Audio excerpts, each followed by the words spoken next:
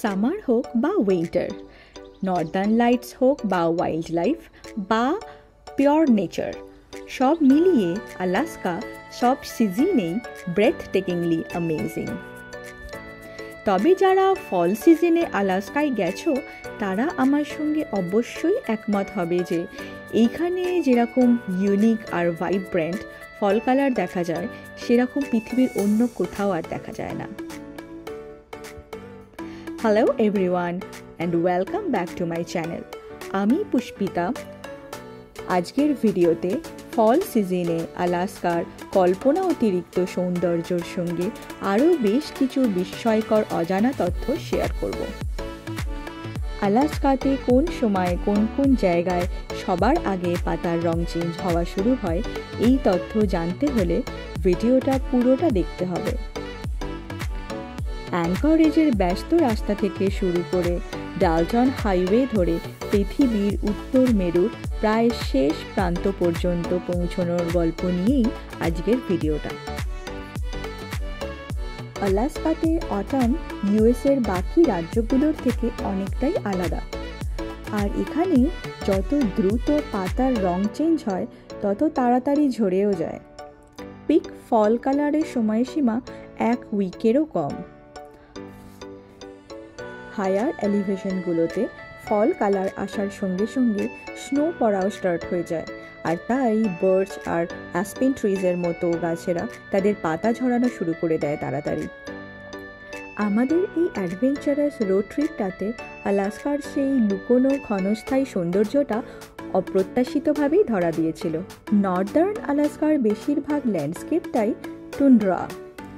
নানান ধরনের ক্ষুদ্র প্রজাতির গাছ যেমন ডোয়ার্ফ বার্চ, বেয়ারবেরি, মাউন্টেন অ্যাভেন্স ইত্যাদি যেন আলাস্কার এই টুন্ড্রাটাকে অরেঞ্জ, ডার্ক রেড, মারুন, পার্পল, গোল্ডেন কালারের অসম্ভব সুন্দর এক রঙিন কার্পেটে ঢেকে রেখে একটা ব্রেথ টেকিং ভিউ তৈরি করে।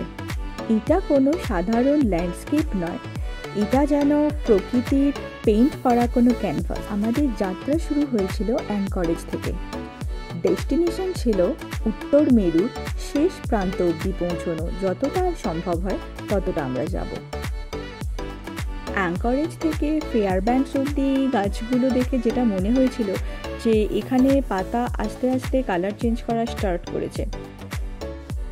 আমরা যত নর্থের দিকে এগোচ্ছিলাম ফলিয়েজ তত ভাইব্রেন্ট হচ্ছিল। দেখে যেটুকু বুঝলাম তাতে মনে হচ্ছিল অ্যাঙ্করেজ থেকে ফেয়ারব্যাঙ্কস অবধি ফলিয়েজ পিকে যায় মোটামুটি মিড সেপ্টেম্বরের দিকে। এরপর আমরা ফেয়ারব্যাঙ্কসে কয়েকদিন স্টে করে ফেয়ারব্যাঙ্কস থেকে আরও ফার্দার নর্থে ড্রাইভ করা শুরু করলাম।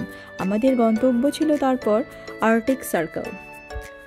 যে রাস্তা ধরে আমরা আর্কটিক সার্কেলের দিকে রওনা দিয়েছিলাম সেই রাস্তাটা ছিল পুরো স্বপ্নের মতো।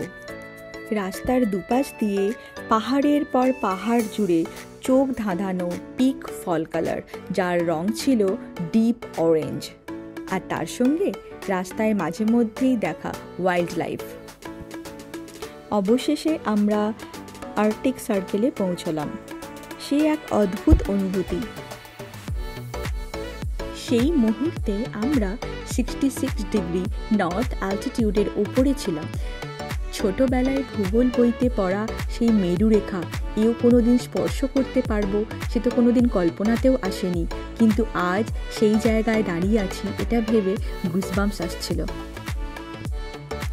এরপর আমরা আরও নর্থের দিকে ড্রাইভ করা স্টার্ট করলাম ডালটন হাইওয়ে ধরে।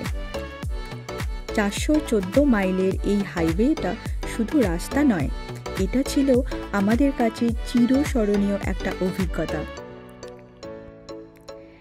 এই রাস্তা রুক্ষতার জন্য প্রসিদ্ধ তো বটেই, তবে তার পাশাপাশি এই রাস্তার আরও কিছু বৈশিষ্ট্য ছিল। যেমন রাস্তার দুপাশের ফল কালার ছাড়া মাঝে মধ্যেই দেখতে পাওয়া ওয়াইল্ড লাইফ। তার মধ্যে ছিল মুজ, এল্ক, বেয়ার, আর তার সঙ্গে ছিল পাশ দিয়ে বয়ে যাওয়া একটা খুব সুন্দর নদী, যে মাঝে মধ্যেই আমাদের রাস্তার এক পাশ থেকে অন্য পাশে চলে যাচ্ছিল। এই রিভারটার নাম ছিল ইউকন রিভার। এইবার আসি এই রাস্তার সবথেকে বড় অ্যাট্রাকশনে, যেটা ছিল ব্রুকস রেঞ্জ মাউন্টেন। এই মাউন্টেনের চূড়াগুলো ছিল বরফে ঢাকা, আর তার ভ্যালিতে ছিল অসম্ভব সুন্দর ভাইব্রেন্ট ফল কালার। আর আমরা যত নর্থের দিকে এগোচ্ছিলাম এই মাউন্টেন রেঞ্জটা তত আমাদের কাছে এগিয়ে আসছিল। মানে এই দৃশ্যটা একবার দেখলে কোনো দিন আর ভোলা সম্ভব নয়। দেখে যেটা মনে হয়েছিল সেটা হলো এই জায়গাটার ফল ফলিয়েজ তখন একদম পিকে। টাইমটা ছিল এই সেপ্টেম্বরের ফার্স্ট উইক। এই ডালটন হাইওয়েতে কিন্তু রেগুলার কমার্শিয়াল ভেহিকেল অ্যালাউড না।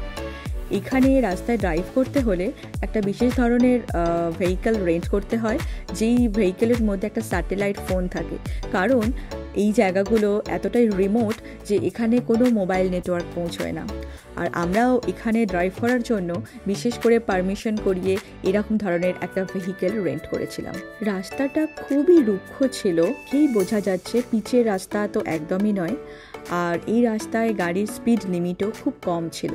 এই রাস্তাটা মেনলি ব্যবহার করত প্রুডো বের অয়েল ফিল্ডের অপারেশনসে ট্রাক ড্রাইভাররা। এই রাস্তাটা আসলে আমেরিকার অয়েল ফিল্ডের অপারেশন আর ট্রান্স আলাস্কা পাইপলাইনের সাপোর্টের জন্য। আমাদের পরের গন্তব্য ছিল কোল্ড ফুট ক্যাম্প। সকালে প্রকৃতির ওই রকম মনোরম দৃশ্য, আর রাত্রিবেলা মাথার ওপর ড্যান্সিং লাইটস। হ্যাঁ, ঠিক ধরেছেন, নর্দার্ন লাইটস, যার কালার ছিল কখনো গ্রিন, কখনো রেড বা কখনো পার্পল। সব মিলিয়ে সে যেন এক অন্য জগৎ। আমরা কোল্ড ফুট ক্যাম্পে স্টে করেছিলাম সেই দিন, আর তারপরের দিন আমরা প্রুডো বের উদ্দেশ্যে রওনা দিয়েছিলাম। ভেবেছিলাম উত্তর আমেরিকার অয়েল ফিল্ডের যতটা কাছাকাছি যাওয়া সম্ভব আমরা যাব, কিন্তু ব্যাড ওয়েদার আর আনপ্লেজেন্ট রোড কন্ডিশনের জন্য আমরা সেই গন্তব্য অবধি পৌঁছতে পারিনি। অগত্যা আমরা ব্যাক করে আবার কোল্ড ফুটে এসে পৌঁছলাম। এরপর ফেরার পালা। এরপর আমরা সেম রুট ধরে ব্যাক করতে শুরু করলাম। আমরা যাওয়ার সময় যেই জায়গাগুলোতে পিক ফল কালার দেখেছিলাম, আমরা ফেরার সময় দেখছিলাম 3-4 দিনের মধ্যেই বড় বড় গাছগুলো পাতা ঝরানো শুরু করে দিয়েছে। এই ছিল আমাদের অবিস্মরণীয় সেই দুর্গম রাস্তার ওপর রোড ট্রিপ, যেটা আমাদের জীবনে অনেক মূল্যবান অভিজ্ঞতা সঞ্চয় করতে সাহায্য করেছে। এর পরের ভিডিওতে আমি আলোচনা করব কোন জায়গায়, কখন এবং কোথায় থাকলে তবেই সবথেকে ভালো নর্দার্ন লাইটসের ভিউ পাওয়া যায়। তারপর আলাস্কার কোন কোন জায়গাগুলো ওয়াইল্ড লাইফ দেখার জন্য বিখ্যাত বা কোন জায়গাগুলোতে গেলে সবথেকে ভালো ওয়াইল্ড লাইফ দেখা যায় সেটাও আমি পরের ভিডিওতে আনার চেষ্টা করব। এটাই ছিল আমার দেখা আজ অবধি পৃথিবীর সবথেকে সুন্দর ফল ফলিয়েজ। এইবারের ফল সিজনে তোমরা কে কে কোথায় কোথায় বেড়াতে গেলে সেটা আমাকে অবশ্যই জানিও। আর তোমরা যদি আলাস্কায় ফল কালারে বেড়াতে গিয়ে থাকো, তোমাদের এক্সপিরিয়েন্সও আমার সাথে শেয়ার করো। এই ভিডিওটা যদি ভালো লেগে থাকে তাহলে অবশ্যই লাইক করো আর বন্ধুদের সাথে শেয়ার করো, আর আমার চ্যানেলটা অবশ্যই সাবস্ক্রাইব করো পরের ভিডিও আপডেটসের জন্য। আজকের ভিডিও এখানেই শেষ, এবার বিদায় নেওয়ার পালা। দেখা হচ্ছে পরের ভিডিওতে। ভালো থেকো, সুস্থ থেকো।